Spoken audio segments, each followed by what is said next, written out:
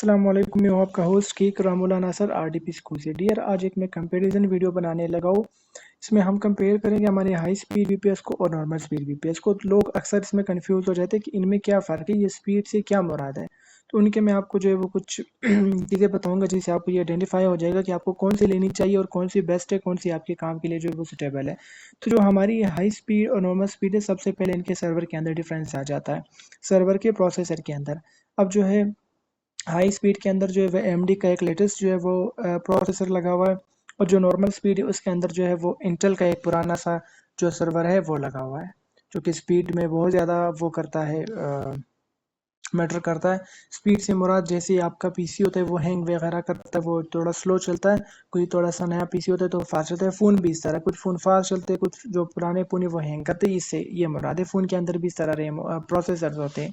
उसके बाद आ जाती है बारी स्टोरेज की। स्टोरेज में लगभग जो है वो 2 से 3 टाइप होते हैं। एक होती है एचडीडी, एक होती है एसएसडी, एक होती है एनवीएमई एसएसडी। हमारे पास जो हाई स्पीड के सर्वर के अंदर लगी हुई वो है एनवीएमई एसएसडी, और जो नॉर्मल स्पीड सर्वर के अंदर लगी हुई वो है एसएसडी जो है वो नॉर्मल वाली लगी हुई है। हाई स्पीड में एनवीएमई एसएसडी, नॉर्मल सर्वर के अंदर जो है वो एसएसडी लगी हुई है।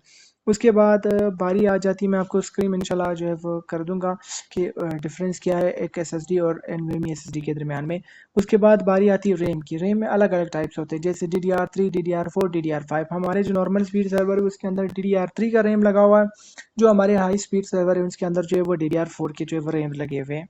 उसके बाद इंटरनेट की बारी रहती है तो दोनों में जो है वो 10 Gbps का ही कनेक्शन लगा हुआ है, लेकिन जो हाई स्पीड सर्वर है वो थोड़ा सा ज़्यादा उसको जो है वो सपोर्ट करता है इंटरनेट स्पीड को। जो नॉर्मल स्पीड सर्वर है वो थोड़ा सा कम जो है स्पीड सपोर्ट करता है। उसके बाद बारी आती है मल्टीपल लोकेशंस की। जो हमारा हाई स्पीड सर्वर है उसके अंदर आपको मल्टीपल लोकेशंस की आरडीपीज मिल जाएगी, जैसे सॉरी यूएस हो गया, यूके हो गया, इस तरह और भी कंट्रीज। और जो नॉर्मल स्पीड है उसमें सिर्फ आपको जो है वो यूएसए की ही मिल जाएगी, किसी और लोकेशन की नहीं मिलेगी। इसके बाद आते हैं बारी स्पीड से क्या मुराद है। देखो, आरडीपी में स्पीड दो तरह का होता है। उसके अंदर जो इंटरनेट कनेक्शन लगा हुआ है उसका स्पीड, एक वो आरडीपी जो चल रही है वो किस स्पीड से चल रही है, जैसे हैंग वगैरह इस तरह हो गया। देखो, अगर आपका नेट फास्ट है तो आप नॉर्मल स्पीड आरडीपी पे बाई करोगे तो आपके पास परफॉर्मेंस जो है वो बेस्ट देगा, अच्छी परफॉर्म जो है वो करेगा। लेकिन अगर आपके पास नेट स्लो है तो आप चाहे जितनी भी हाई स्पीड बाई कर लो, आपका जो है परफॉर्मेंस स्लो होगा। फिर उसके बाद अगर आपके पास नेट भी सुटेबल लगे और आप हाई स्पीड आरडीपी पे बाई करते फिर तो आपको अमेजिंग से अमेजिंग परफॉर्मेंस मिलेगा।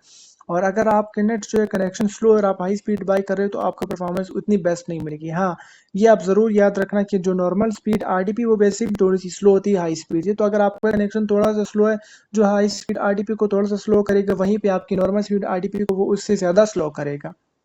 और इसी तरह अगर आपका कनेक्शन फास्ट है तो नॉर्मल स्पीड को वो जितना फास्ट चलाएगा, हाई स्पीड आरडीपी उससे 2 गुना ज़्यादा फास्ट चलेगी आपकी पीसी के अंदर, लेग उतना ही कम होगा।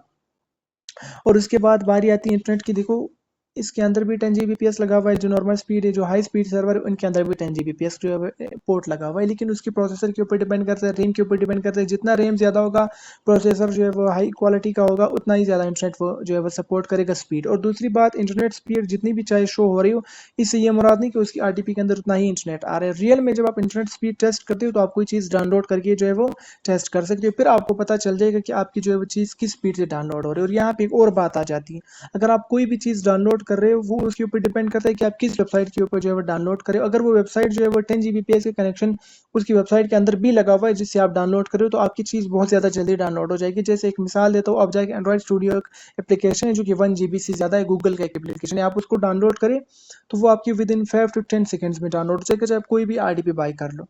क्योंकि जो गूगल जिस सर्वर से आप डाउनलोड करें उसके अंदर भी इंटरनेट कनेक्शन बहुत ज़्यादा जो है हाई स्पीड वाला लगा हुआ है। और अगर सर हम बात करें कोई थर्ड पार्टी वेबसाइट है, कोई मूवीज़ डाउनलोडिंग वाली वेबसाइट, कोई और वेबसाइट, उससे आप कोई चीज़ डाउनलोड करोगे तो उससे बहुत ज़्यादा टाइम लगेगा, चाहे फाइल 500 MB की क्यों ना हो, टाइम उससे ज़्यादा लगेगा, क्योंकि उनका इंटरनेट कनेक्शन थोड़ा सा स्लो होता है, आपका भले ही जो है फास्ट हो।